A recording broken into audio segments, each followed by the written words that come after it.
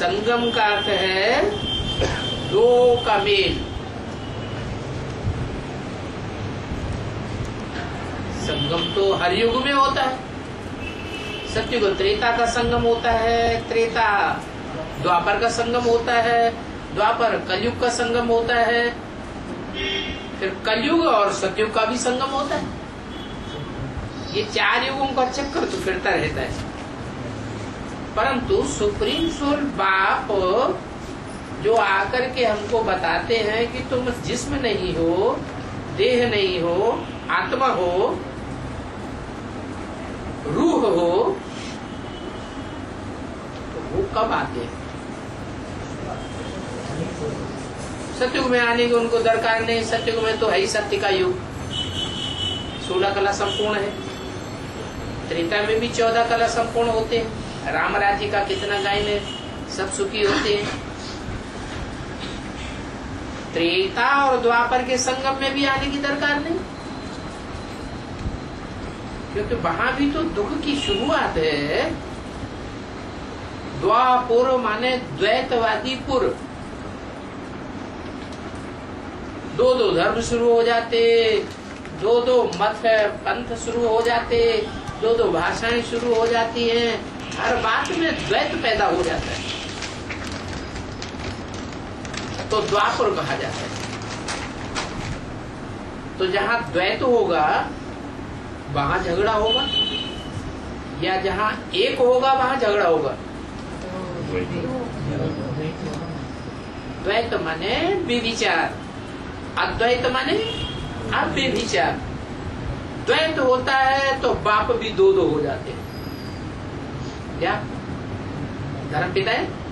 एक धर्म पिता रहता है मान्यता प्राप्त, या दो धर्म पिता हो जाते हैं। 2 4 धर्म पिताओं की संख्या बढ़ती जाती है। तो हर बात में जब द्वैत हो जाता है तो भी भगवान की शुरुआत द्वैत की है, अंतिम स्टेज नहीं है, इसलिए उसे बहुत दुख नहीं कहेंगे। फिर आता है कलयुग। कलयुग में दुख तो होता है, लेकिन कलयुग आदि में ज्यादा दुख होता है या कलयुग अंत में ज्यादा दुख होता है? अंत में बहुत दुख होता है।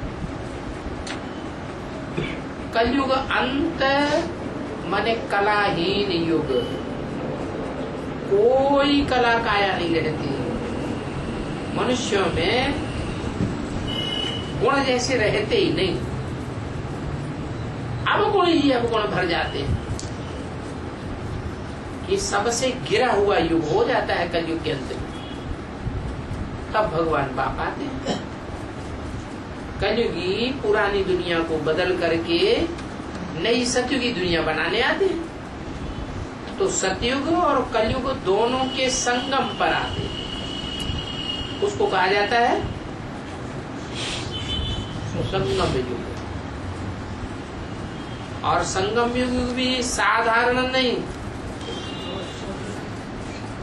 बाप आते ही है नर को नारायण बनाने के लिए। नारायण संसार का ऐसा पुरुष है जिसकी दुनिया में कोई ग्लानि नहीं हुई। 33 करोड़ देवताओं की भी ग्लानि होती है, भगवान की भी ग्लानि होती है, शिव शंकर भोलेनाथ की भी ग्लानि होती है, रामकृष्ण की भी ग्लानि होती है, लेकिन नारायण की शास्त्रों में भी कोई ग्लानि नहीं। कितना उत्तम से उत्तम पुरुष होगा। तो कौन से युग में बनते हैं?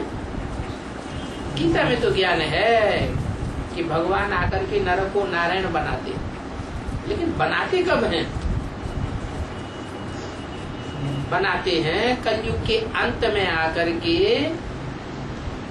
गिरे गिरे मनुष्य को भी उठा करके पुरुषों में उत्तम बनाने के लिए आते हैं।